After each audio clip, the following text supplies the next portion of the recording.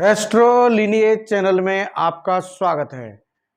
आज हम बात करेंगे जो निर्धनता के योग होते हैं कुंडली में, वो किस तरह से बनते हैं।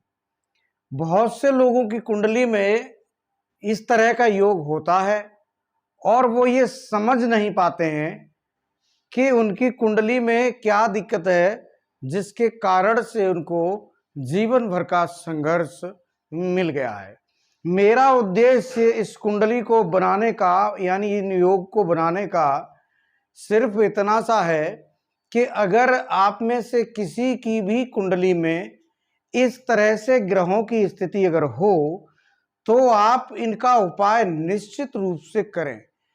जब तक आप इनका उपाय नहीं ढूंढेंगे, आपका जीवन संघर्ष में ही व्यतीत हो जाएगा। तो हम सबसे पहला योग लेते हैं जो कुंभ लग्न की कुंडली में है।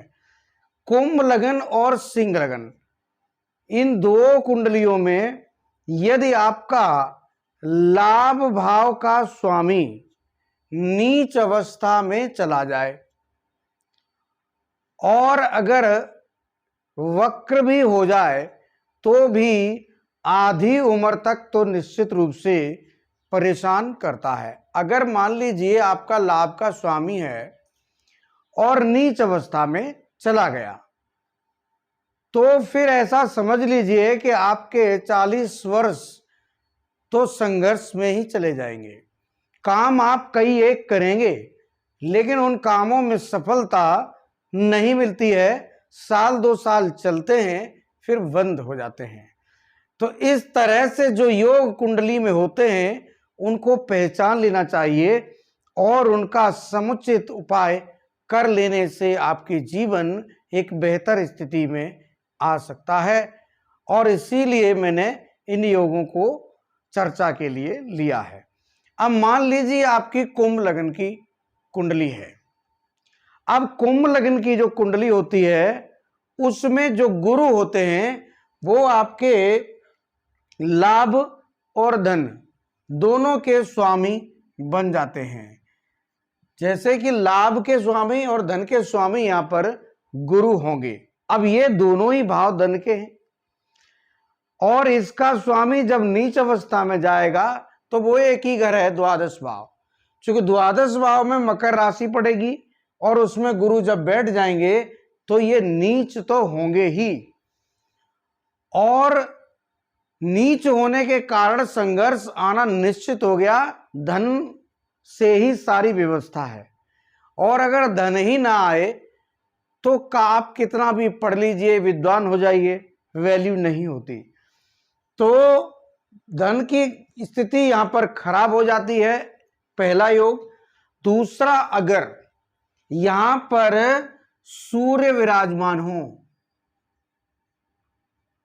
अगर यहां पर ऐसे सूर्य भी आपके लिखे हों तो भी आप समझ लीजिए और ज्यादा खराब योग हो जाता है। सूर्य गुरु की स्थिति नीच गुरु के साथ होना अच्छी बात नहीं होती है। बहुत अच्छी कोई ग्रह स्थिति हो तो जाके कुछ लाभ संभव है, अन्यथा ये एक दरिद्र योग ही होता है। यहां पर अगर आपके राहु या केतु दोनों में से कोई भी, यहां पर मान लीजिए आपके केतु लिखे हुए हैं, अगर आपके केतु राहु किसी की कुंडली में अगर आ जाते हैं तो ये योग और खराब हो जाता है। ऐसे व्यक्ति को साधु टाइप का जीवन जीना पड़ता है।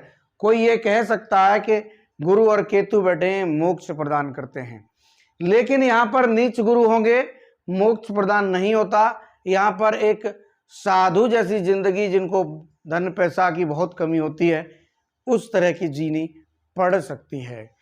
अब हमने एक दूसरा योग लिया है, वो है सिंह लग्न की कुंडली। अगर आपकी सिंह लग्न की कुंडली है और उसमें आपका, जैसे मैंने इस कुंडली में दिखाया है कि सिंह लग्न की कुंडली में आपके जो धनेश होंगे वो बनेंगे बुध और लाभेश भी बनेंगे बुध, और अगर ये नीच होंगे तो अष्टम भाव में ही जाएंगे। जैसे कि मैंने यहां लिखा है, अष्टम भाव में बुध अगर नीच होकर बैठे हैं तो भी सेम परिस्थिति बनेगी जैसे मैंने कुंभ लग्न के बारे में बताया। यहां पर बुध अगर नीच हो जाएंगे तो आपका अष्टम भाव में ग्रह अगर कहीं मान लीजिए ये बुध यहां पर बैठे हैं और गुरु की अवस्था यदि यहां आ जाती है तो एक बार के लिए इनका राशि परिवर्तन हो जाएगा, तो कुछ अच्छा योग बन जाएगा। लेकिन अगर द्वितीय भाव में गुरु नहीं आए और गुरु कहीं आपके चले गए पंचम भाव में, अष्टम भाव में, छठे भाव में, सप्तम भाव में, कहीं भी चले जाएं, तृतीय भाव में जाना लोग कहेंगे कि विपरीत राजयोग है, लेकिन ऐसा नहीं है। विपरीत राजयोग भी होगा तो 40 वर्ष के बाद ही आपको कुछ फल मिलेगा। लेकिन अगर यहाँ सूर्य भी आ जाते हैं, मान लीजिए लग्नेश सूर्य भी आपके यहाँ पर मौजूद हो जाते हैं, तो सूर्य बुध का योग ये एक अच्छा योग बनेगा, देखने में अच्छा लगता है, लेकिन ये महादरिद्री योग होता है। अगर इस कंडीशन में सूर्य बुध बैठे हैं, किसी कन्या के ना हो, अगर किसी कन्या के बैठे हैं तो बहुत ही खराब है, वैवाहिक जीवन में भी दिक्कतें आ जाती हैं। तो इस तरह से आपके बनते हैं निर्धन योग। एक योग और मैं लेता हूं यहां, आप मान लीजिए आपकी लगन कन्या है, अगर आपकी कन्या लगन है तो फिर आपकी कर्क राशि यहां आएगी 4, 5, 6। तो कर्क राशि के जो स्वामी अगर चंद्र बनते हैं और वो आपके षष्ठ भाव में आ जाएं, चंद्र यदि आपके षष्ठ भाव में आ जाते हैं और राहु की पोजीशन आपकी यहां आ जाए और जो शुक्र हैं वो आपके अष्टम में चले जाएं, आपके द्वादश भाव में चले जाएं और आपके लगन पर भी चले जाएं, तो भी आपकी स्थिति में धन को लेकर परेशानी आ जाएगी।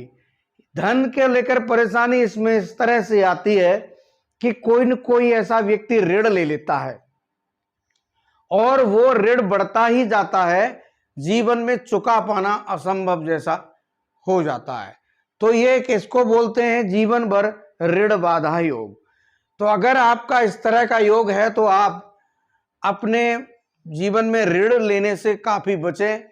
ऋण लें तो पहले से समुचित व्यवस्था ध्यान रखें कि चुका पाएंगे, क्योंकि अगर इस तरह की पोजीशन बन जाए तो 200 रुपए का भी ऋण लेना हानिकारक है। ऋण लेना ही नहीं चाहिए। आप लोगों ने इन योगों को समझ लिया होगा और आप अपनी कुंडली पर लागू करके देखें।